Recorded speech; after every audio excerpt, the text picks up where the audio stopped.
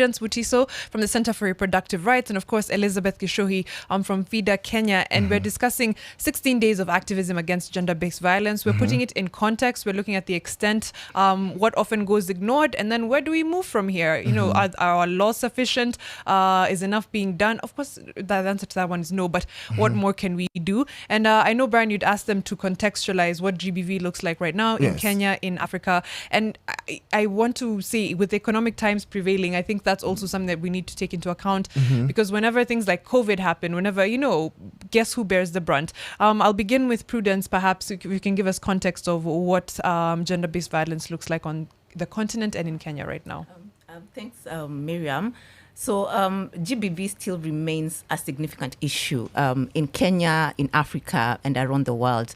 I do recall when the pandemic happened, the UN Women was reporting that 243 million women across the world experience, certain forms of gender-based violence.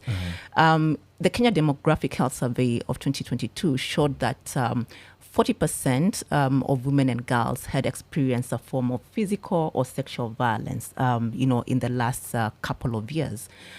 When you read further into that particular report, it shows that 1 in every 5 girls has experienced a form of sexual violence or is at risk of child marriage.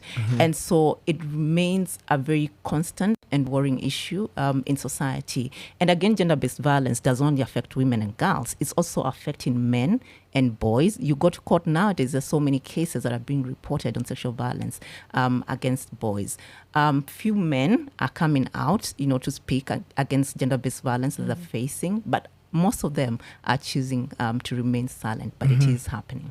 Yeah, so I'd like us to just create focus on GBV, some of the root causes of GBV, the drivers, and of course the consequences. Not so many people usually know where it stems from. Some people are looking at it from a very emotional perspective. Others are looking at it from a very logic point. Can you kindly shed some light on that, Elizabeth? Okay, thank you for that. Well, one of the root causes of GBV is insecurity. By the time one person is violating another, that person is squarely insecure in some way or another. Then there's something like the alcohol and substance abuse. You find that these days, alcohol and the access of not only just alcohol but also substances increases the chances of GBV.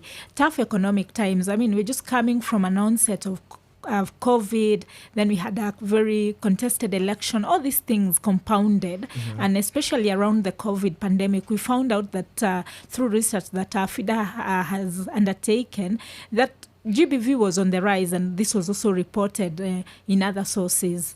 It's like we didn't know how to. I think it's the first time most of us are experiencing a pandemic, and we didn't know how to coexist